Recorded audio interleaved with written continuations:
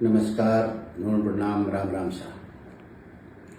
मैं नारायण राम डाबड़ी, लोहावट विधानसभा क्षेत्र, ओसियां विधानसभा क्षेत्र जोधपुर के तमाम मतदाताओं को कोटिश धन्यवाद देना चाहता हूं कि आप लोगों के आशीर्वाद से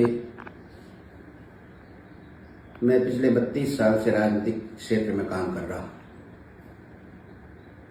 आप लोगों के आशीर्वाद से 2 बार पंचायत समिति सदस्य, 2 बार जिला परिषद सदस्य, प्रधान और मेरे समाज का अध्यक्ष भी मेरा रहा।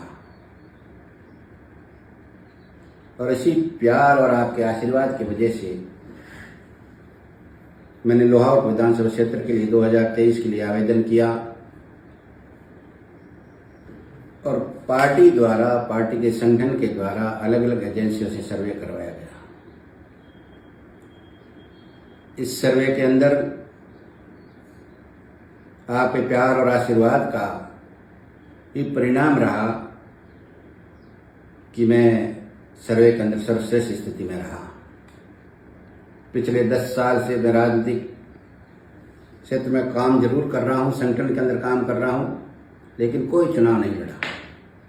उसके बावजूद आप लोगों का प्यार और स्नेह मेरे साथ रहा, आप लोगों का आशीर्वाद मेरे सर पे रहा, जिसकी वजह से मैं सर्वे के अंदर अच्छी स्थिति में आया।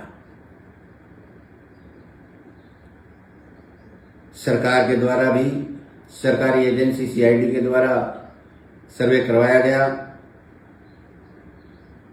सीआईडी के अधिकारियों ने जो लोहावट विधानसभा क्षेत्र के एप्लीकेंट थे, उन तमाम एप्लीकेंटों के अंदर का सर्वे किया और उन्होंने अपनी जांच के अनुसार, अन्वेषण के अनुसार उन्होंने जो सरकार को रिपोर्ट भेजी, उसमें भी मेरी स्थिति काफ़ी अच्छी थी।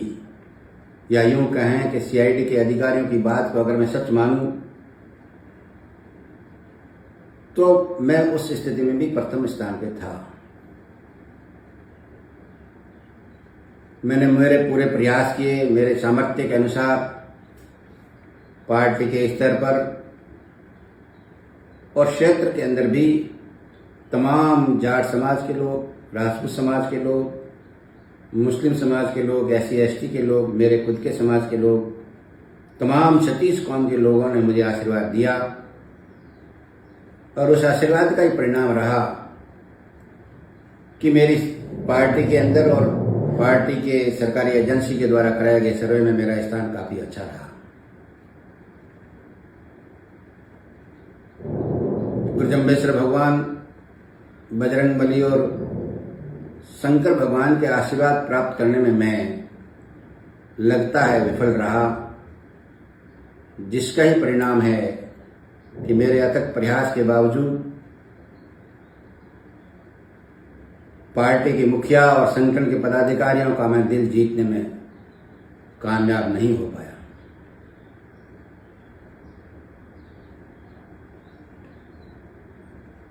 कहते हैं कि समय से पहले और भाग्य से ज्यादा कुछ नहीं मिलता। जो भी संगठन और पदाधिकारियों ने निर्णय लिया, मैं उनके साथ हूं, उनके निर्णय से सहमत हूं। मैं उन लोगों को भी धन्यवाद देना चाहता हूं कि पार्टी के लोगों ने जो उचित समझा उसको पार्टी के अंदर टिकट दिए। मैंने मेरा प्रयास किया, मैं उन प्रयास में असफल रहा, लेकिन मेरे खुशी की बात यह है कि लोगों का आशीर्वाद और प्यार जो लोगों ने मेरे ऊपर जताया है, उसका मैं बहुत ऋणी हूँ, आभारी हूँ। मैं कोटि कोटि धन्यवाद देना चाहता हूँ कि जोधपुर की जनता, लोहावट और ओसियां विधानसभा क्षेत्र की जनता को, कि उनका आशीर्वाद और प्यार मेरे साथ है। इस आशीर्वाद प्यार से ज्यादा और संसार में कुछ नहीं हो सकता। मैं उन लोगों को बधाई देना चाहता हूं जिनको टिकट मिला है, वो अपने क्षेत्र के अंदर प्रचार प्रसार करें, अपनी निष्ठा और पूर्ण आस्था के साथ जनता जनार्दन की सेवा का प्रण लेकर के मैदान में उतरे। लोकतंत्र के अंदर जनता जनार्दन ही मालिक है, जनता जनार्दन ही भगवान है। जो लोग सांसद बनते हैं, विधायक बनते हैं, जिला परिषद सदस्य बनते हैं या और कोई अन्य पोस्टों पे काम करते हैं, जिन लोगों के अंदर भाव, अगर स्वयं के अंदर मालिक का भाव आ जाता है, या जो लोग अपने आप को हुक्मरान समझने लग जाते हैं, या वो लोग जो राजसी ठाट से राज करना चाहते हैं, राजतंत्र कायम करना चाहते हैं, लोकतंत्र को खत्म करना चाहते हैं,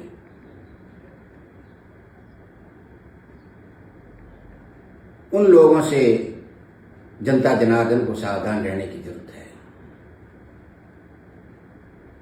जो लोग चुनाव के समय जनता जनार्दन को बहकावा में लाती है, अच्छी अच्छी बातें बताती है, और जब चुनाव जीत के जब उनके पास जाते हैं तो वो लोग अपने अहंकार में और मालिक बन जाते हैं, और अहंकार की वजह से लोगों को दुत्कारते हैं या उनको शर्मिंदगी महसूस होती है। उन लोगों से सावधान रहने की जरूरत है। लोकतंत्र के अंदर वही हमेशा जिंदा रहा है जिसने जनता जनार्दन को ही सर्वश्रेष्ठ माना है, और जनता जनार्दन का मन जीत कर जिसने काम किया है वही सर्वश्रेष्ठ है। कुछ लोग जीतने के बाद में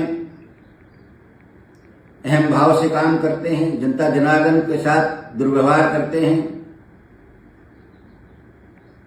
अपने आप को स्वयंभू समझते हैं। ऐसे लोगों से सावधान रहने की जरूरत है। लोकतंत्र को अगर जिंदा रखना है तो सेवा भाव से जनता जनार्दन के बीच जाना चाहिए।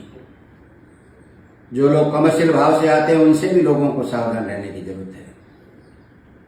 इस लोकतंत्र को पवित्र रखने के लिए हर तरह से जो आदमी जनता जनार्दन के लिए समर्पित है, सेवा भाव से आता है, कॉमर्शियल भाव से नहीं आता है, ऐसे लोगों को चुन करके आने वाले समय के अंदर 2023 के अंदर विधायक या सांसद बनाना चाहिए।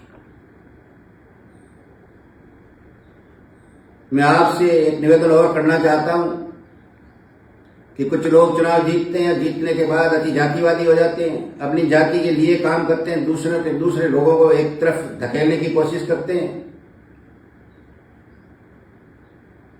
उन लोगों से भी आपको सावधान रहने की जरूरत है।